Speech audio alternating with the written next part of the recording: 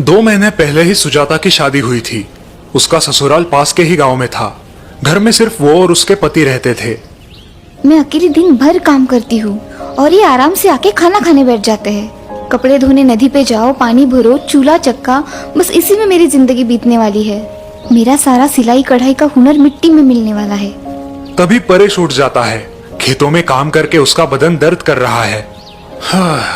सुजाता, अदरक डाल के गर्मा गर्म चाय बना देना जरा। हाँ हाँ, क्यों नहीं। भगवान ने मुझे 4 हाथ जो दिए हैं। क्या हुआ, तुम ऐसे क्यों बात कर रही हो? जैसे कि तुमको जानते ही नहीं। सुजाता का मूड आज बहुत ही उखड़ा हुआ था। उसे ऐसा लग रहा था कि उसके पति उसकी कोई चिंता नहीं करते। उसने उसे घर की नौकरानी बना के रखा है। सुजाता उदास होकर नदी के किनारे बैठी है। तभी उसकी सहेली दुर्गा वहां आती है। ऐसे क्यों बैठी हो सुजाता? सब ठीक तो है? कुछ नहीं, बस ऐसे ही ऊब चुकी हूँ मैं इस जिंदगी से।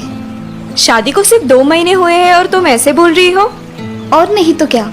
सुबह जल्दी उठो, दिन भर घर के काम करो, बाजार जाओ, पानी भरो, बस यही जिंदगी रह गई है। और पतिदेव की कोई मदद नहीं, जैसे कि गृहस्थी सिर्फ हमारी है। लेकिन क्या करें, अब सहना ही पड़ेगा। नहीं। क्या मतलब? हमें इस उबाऊ जिंदगी से छुटकारा मिल सकता है? हाँ, क्यों नहीं। इसलिए तो मैंने मेरे पति का घर छोड़ दिया। अब सुकून से यहाँ मायके में जी रही हूँ। खेत से थक कर सुजाता का पति परेश घर लौटता है, लेकिन सुजाता गुस्से में घर छोड़कर मायके चली जाती है। लगता है रूठ के मायके चली गई है। पता नहीं उसे क्या शिकायत है मुझसे। ठीक है, 2 दिन वहां रहेगी तो उसे अच्छा लगेगा, दिमाग शांत हो जाएगा तो लौट आएगी। सुजाता मायके अपने घर आती है। मायके में सिर्फ उसकी माँ और छोटा भाई है। वो दोनों सुजाता का खुशी से स्वागत करते हैं, लेकिन कुछ ही दिनों बाद जब तीनों गपशप करने बैठते हैं। सुजाता, जमाई बाबू वहाँ अकेले हैं। तुम अपने ससुराल कब लौट रही हो? माँ, मैं आप पर बोझ नहीं बनूंगी। दीदी, ये क्या कह रही हो आप हम पर कभी बोझ नहीं बन सकती। लेकिन तुम ऐसी बात क्यों कर रही हो बेटा? सुजाता उन्हें फिर कभी ससुराल ना जाने का अपना फैसला सुनाती है। सुजाता की माँ और भाई को जोर का झटका लगता है। ये क्या कह रही हो बेटा? जमाई बाबू तो भले नेक इंसान है। हाँ दीदी, जीजू आपका बहुत ध्यान रखते हैं, फिर भी आप ऐसा क्यों कह रही हो? क्योंकि मैं उब चुकी हूँ उस गृहस्थी से। पूरा दिन घर में मैं ही मरती रहती हूँ। तुम्हारे जीजाजी मुझे रत्ती भर की भी मदद नहीं करते। बस मैंने फैसला कर लिया है, मैं यही सिलाई बुनाई का काम करूंगी और आप लोगों के साथ ही रहूंगी। दूसरे दिन सुजाता और उसकी माँ नदी पर पानी भरने जाते हैं। नदी के पास पहुँचते ही माँ थककर नदी के किनारे बैठ जाती है। क्या हुआ माँ? बेटा, थोड़ा पानी पिलाना तो। सुजाता पानी लाने नदी पर जाती है। ओह, ये पानी तो बहुत गंदा हो चुका है। ये माँ को कैसे पिलाऊं? सुजाता माँ के पास लौटती है। माँ, नदी का पानी बहुत मैला है, इसलिए मैं नहीं लेके आई। अब क्या करें? अच्छा, ये बात है बेटा, तुम थोड़ी देर बाद जाकर लाना।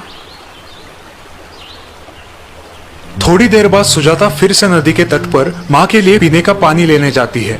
अब नदी पर कोई नहीं है। सुजाता पानी देख के अचरज में पड़ जाती है। अरे वाह, ये पानी तो अब एकदम साफ हो गया है। अब ये पानी माँ के लिए ठीक है।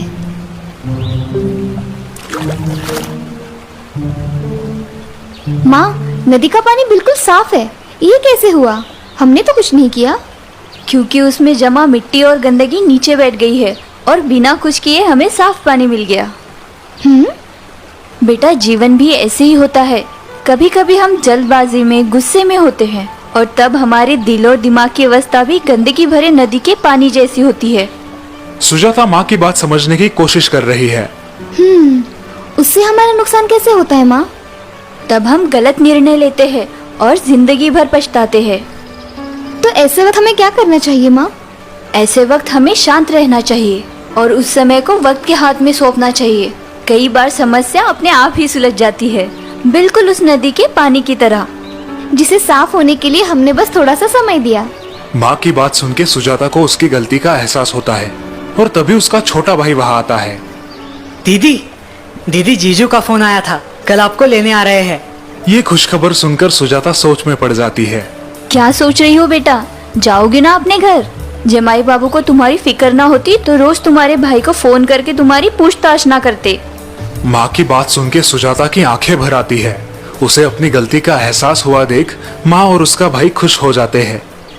और दीदी आपके लिए एक खुश खबर भी है। जीजू ने आपके लिए एक नई सिलाई मशीन खरीदी है। लेकिन सिलाई मशीन तो महंगी होती है ना, इतने पैसे नहीं है हमारे पास। इसीलिए तो खेत का काम खत्म होते ही वो किसी और के खेत में हाथ बटाने जाया करते थे। मुझे लगा आपको ये बात पता होगी। माँ मुझे माफ कीजिए, गुस्से में आकर मैं बहुत गलत निर्णय ले रही थी। अब जिंदगी भर आपकी ये सीख याद रखूंगी। और इस तरह सुजाता वापस ससुराल जाकर हंसी खुशी रहती है।